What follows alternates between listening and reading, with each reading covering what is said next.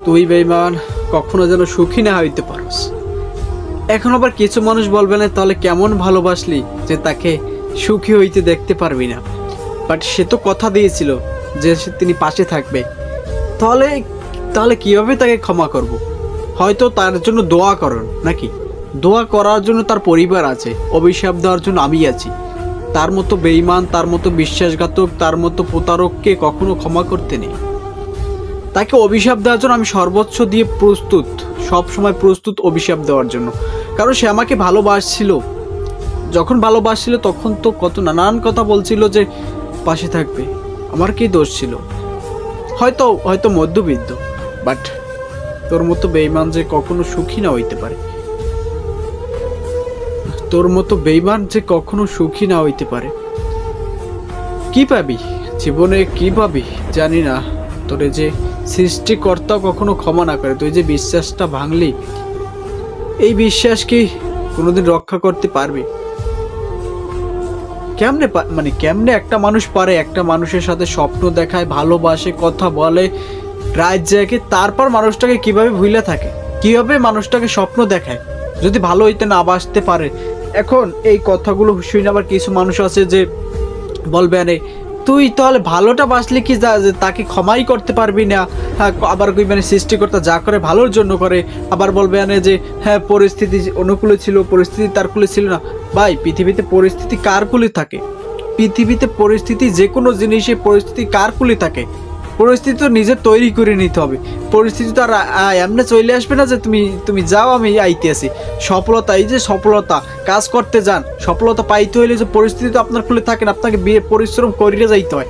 But সে যে পরিস্থিতি দোয়াই দিয়ে চলে গেল, যে টাকার দোয়াই দিয়ে চলে গেল কাগজের টাকা, ওই টাকায় একদিন ঘুমাবো টাকার তলে, যে কথা হয়ে গেল। ওর মতো বেঈমানকে কখনো সৃষ্টিকর্তাও ক্ষমা না করে। আর তুই বেঈমান কখনো যে সুখী না হইতে পারস। তোর মতো বেঈমান, বিশ্বাসঘাতক এই পৃথিবীতে যেন আরো কারো কপালে যে না জড়ে। তোদের একের পর এক লাগবে। যাই হোক, কথা হয়ে গেল। বেঈমান, বিশ্বাসঘাতক এদেরকে কখনো ক্ষমা করতে নেই। আপনি যে পরিস্থিতিতে থাকুন না কেন, তবুও তাদেরকে ক্ষমা করতে নেই। তারা যে বিশ্বাসটা একবার ভেঙে ফেললে সেই বিশ্বাস বারবার আর আসবে না। তুই বেঈমান কখনো সুখী হইতে পারবি না। টাকা আছে, পয়সা আছে, গাড়ি আছে, পরিবার আছে, শান্তি আছে, কিন্তু সুখ কয়দিন? আর কষ্ট বা কয়দিন থাকবে? টাকাও যে বেশি মানে চিরস্থায়ী না, সুখও চিরস্থায়ী না, কষ্টও চিরস্থায়ী না। সবই যাবে আসবে। বেঈমান, তুই কখনো সুখী হইতে পারবি না। তোর পথে পথে এই কষ্টের, এই দীর্ঘশ্বাসের হিসাব দিতে হবে। হয়তো এই পারে, নয়তো ও পারে। এক জায়গায় না এক জায়গায় তোর এই দীর্ঘশ্বাসের, তারপরে কষ্টের প্রতিটা অক্ষরে তোর এগুলো দিতে হবে, ক্ষতিপূরণ দিতে হবে। আমি না দিই, আমার কাছে না দাও, আমার কাছে না দাও। হয়তো ক্ষমতা আছে, হয়তো টাকা আছে, যাই না আছে, তোর সবই আছে।